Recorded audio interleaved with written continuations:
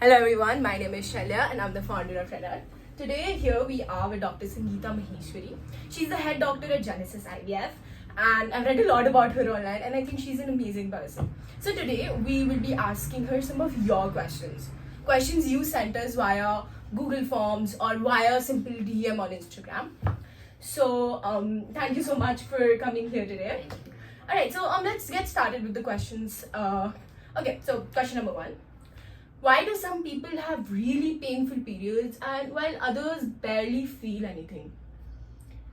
Some people have a very low threshold for pain, so they'll perceive the pain as excessive. Some people might be having some pathology in their pelvis which is causing painful menstruation, which is called dysmenorrhea. And sometimes in a normal female also, the ovulatory cycles are usually a little painful and non-ovulatory cycles are painless. So there are varied reasons for the pain. Okay, question number 2. Can stress or lack of sleep actually delay your period or is that just a myth? No, it's not a myth. It will actually disturb your HPO axis. Your brain is controlling your menstruation. So stress or lack of sleep or any such factor which is affecting the functioning of your brain will affect your hypothalamo-pituitary axis and that will disturb your menstruation. That's amazing. No, I mean, obviously not amazing, but you get it. Alright, number 3. What's the real reason behind clotting during periods and when does it become dangerous? When does it become a red flag? Clotting is never normal.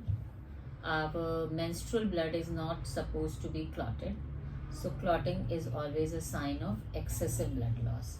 So you need to consult your gynecologist or your general practitioner and they may suggest you an ultrasound or something. Right, question number 4. Why does period blood sometimes turn dark brown or almost black near the end of the menstrual cycle? Because it is an old and altered blood, so it will turn dark brown or blackish. Alright, question number 5. Can your diet really affect how regular or heavy your periods are? Not directly as such, but if you're having more dietary intake, you'll be obese and that will affect your menstrual cycle. So not like what you have eaten today is going to affect your cycles tomorrow. That is not. Okay. Alright, question number 6. Is it okay if your period timing changes every month or does that always mean something's off? Depends how many days. 3 to 4 to 5 days here and there, no issues. If it is like 10 days, 15 days, 20 days, every cycle you are having those disturbances without any reason, then you have to consult a doctor. You said without any reason. What could be some potential reasons? Some people have polycystic ovaries, some people have like you are taking any medication or something, thyroid issues. So you need to see your doctor if the delay or the gap between your cycles, usual gap is around 25 to 35 days. So any disturbance beyond that, you should consult. Alright, question number 7. What does it mean if you skip a period but aren't sexually active? There might be many reasons. You might be having PCOD, you can be having thyroid issues, you might be on certain medications. So you have to see what is affecting it. Okay. Why do people feel bloated, tired, or crave sweets during periods, and what's happening normally, hormonally? Sorry. You know, the menstrual cycle is an interplay of estrogens and progesterones. So during the later half of your cycle, just before your menses, you are in your progestational phase, and just before onset of your periods, all these hormones go down to the baseline level. So there's a lot of hormonal fluctuation happening in those 28 to 30 days, and that is the reason for all these mood swings and what you have suggested. Alright, question number 9. Can birth control pills permanently mess up your natural cycle of fertility? No. You have to have them in a, first of all, it should be with a consultation with a doctor, only after that. And those pills are having a temporary effect, so it's not like it is going to have a permanent effect. That's great. Does excessive exercise or weight loss cause periods to stop? And if that does happen, how does it happen? Like, what's the function? Same reason as I have told you, because when you lose a lot of weight or you do a lot of exercise, stress, all that is going to affect your brain and in turn the hormonal situation of your body. So that is going to alter your periods also. Okay, question number 11. Are menstrual cups or tampons actually safe, or do they cause infections or fertility issues?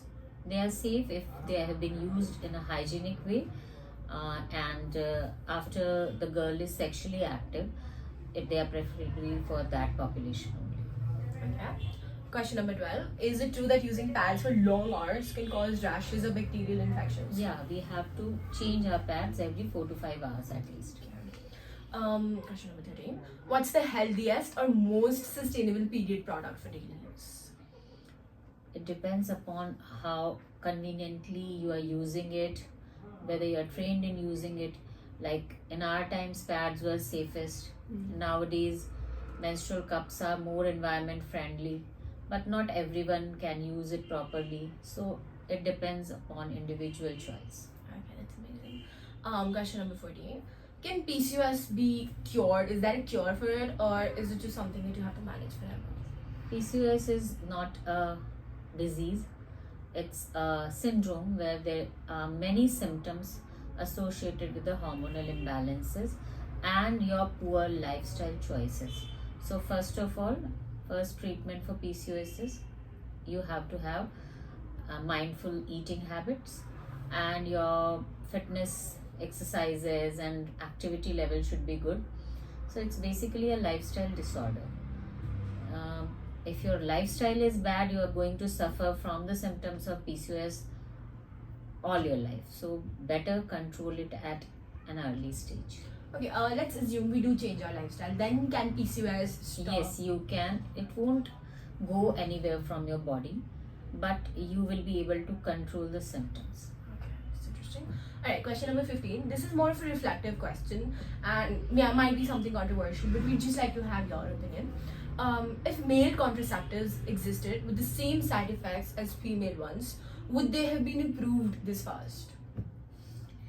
See, male contraceptions, contraceptive pills or whatever you suggest are first of all because men do not have a menstrual cycle.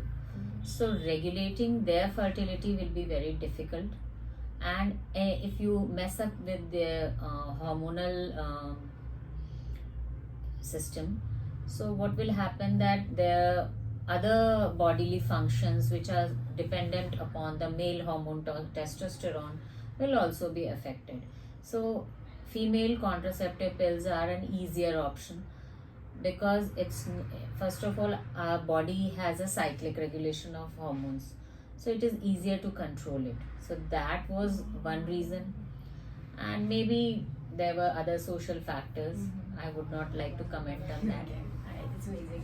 And yeah, that's all the questions that we had today. We're obviously gonna have many more interviews with different doctors in the upcoming months. We have a lot of them scheduled. A lot of people have volunteered. If you'd like to volunteer, we've put all of the links in the description. So we'd highly recommend you check it out. And apart from that, one last thing to you: is there anything you'd like to say to a girl who's just started her periods? Like just one tip. Be confident. Periods are not going to kill you. So don't take it that seriously. Every girl goes through it. So it will also pass. Okay, that's interesting to hear. Alright, thank you so much for coming here today, and thank you so much for seeing this video. And we hope you learned something. And yeah, that's it. Thank you so much. Thank you.